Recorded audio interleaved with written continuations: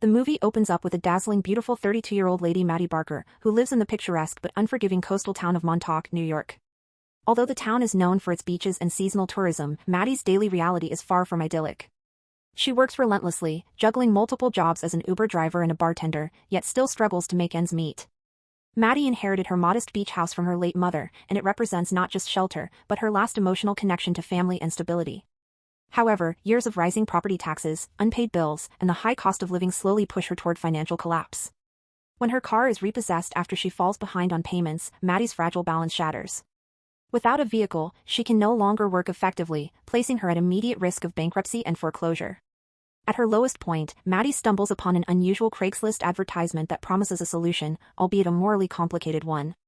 The ad is posted by Allison and Laird Becker, a wealthy, well-connected couple deeply worried about their 19-year-old son, Percy. Percy is intelligent, kind, and academically successful, but he is also painfully shy and socially isolated. He has never dated, attended parties, consumed alcohol, or had any romantic or sexual experience. With Percy scheduled to attend Princeton University in the fall, his parents fear that his lack of social confidence will leave him overwhelmed and isolated.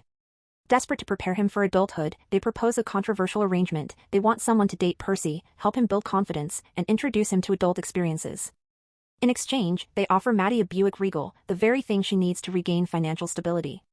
Initially uncomfortable with the arrangement, Maddie ultimately agrees, driven by desperation rather than enthusiasm.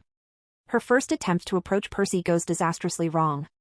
She meets him at the animal shelter where he volunteers, attempting to flirt in a way that immediately overwhelms him. Later, when she offers him a ride home, Percy panics, convinced she is attempting to kidnap him, and pepper sprays her. The encounter is humiliating and painful, but after the misunderstanding is clarified, Percy apologizes. Though extremely nervous, he agrees to go on a date with Maddie the following night. Their first date quickly turns into a series of chaotic misadventures. Maddie takes Percy to a bar, exposing him for the first time to alcohol, loud music, and casual social interactions. Trying to push him out of his comfort zone, she then takes him to the beach for an impulsive skinny dipping experience. While they are in the water, a group of drunken teenagers attempts to steal their clothes. Maddie confronts them aggressively, exposing herself in the process to protect Percy. The situation frightens Percy, who becomes overwhelmed and emotionally shuts down. When Maddie attempts to leave with his clothes, Percy impulsively jumps onto her car completely naked, resulting in a frantic escape from the police. Later that night, when intimacy is attempted again, Percy becomes so anxious that he develops a stress-induced rash. Maddie abandons her original plan and instead comforts him, marking the first time she truly prioritizes his emotional well-being over the arrangement. As time passes, Maddie and Percy continue to spend time together, and their relationship begins to shift from transactional to genuine. They share personal stories and insecurities, gradually building trust. Maddie opens up about her childhood, revealing the painful truth that her father had an affair with her mother in New York City and later abandoned them emotionally when the relationship ended. Although he paid them off with money and the house, Maddie grew up feeling unwanted and alone. This abandonment deeply shaped her fear of failure, her distrust of stability, and her reluctance to leave Montauk despite its suffocating hold on her life. Maddie and Percy discover another shared regret: neither of them ever attended prom. Wanting to give Percy a meaningful experience he missed, Maddie plans a mock prom night. They dress formally and go to an upscale restaurant, where Percy surprises Maddie by playing an impressive piano rendition of Man-Eater. The evening is joyful and intimate, strengthening their emotional bond. After dinner, they run into Natalie, a former school acquaintance of Percy's, who invites him to a Princeton orientation party. The invitation excites Percy, but it also introduces new tension into his relationship with Maddie. The strain between them intensifies when Maddie and Percy clash over their future plans. Percy wants to move forward, attend Princeton, and begin an independent life, while Maddie feels emotionally anchored to Montauk and terrified of change. Percy attends the party alone, and Maddie later goes looking for him. She finds Percy in bed with Natalie, though nothing physical has occurred after he accidentally mixed alcohol with ibuprofen. Despite the misunderstanding, the discovery devastates Maddie, and she leaves the party heartbroken. Percy follows her and confesses that he has fallen in love with her, further complicating their already fragile relationship.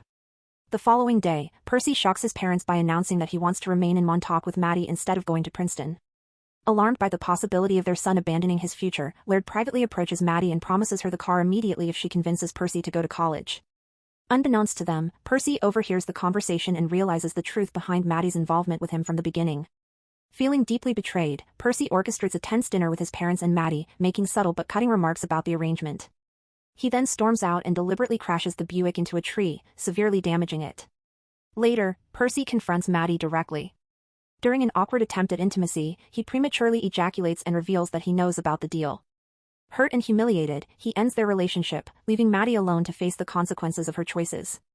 Determined to reclaim her integrity, Maddie takes the damaged car and resolves to rebuild her life honestly.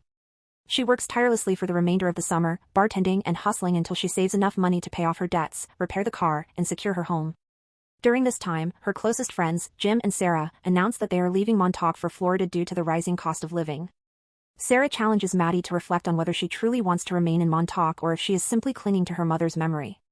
After deep self-reflection, Maddie realizes that fear, not loyalty, has been holding her back. Determined to take responsibility and seek closure, she travels to Princeton to find Percy and apologize. Initially, Percy refuses to listen and begins to drive away, but Maddie jumps onto the hood of his car. Unable to see, Percy crashes into the ocean. As the vehicle is being towed away, the two finally speak honestly. They forgive one another and reconcile, not as lovers, but as friends who profoundly changed each other's lives. In the end, Maddie makes the difficult decision to sell her house to Jim and Sarah and finally pursue her long-delayed dream of moving to California to serve. On her journey west, she drops Percy off at Princeton. Before leaving, she reveals that she has adopted Milo, a former police dog from the animal shelter where Percy volunteered. Maddie promises to call Percy throughout her drive, symbolizing their lasting bond and the personal growth they achieved through their unconventional relationship coming to the end of their romance. Thank you for watching. If you liked the movie, kindly support our channel by subscribing for more interesting movies.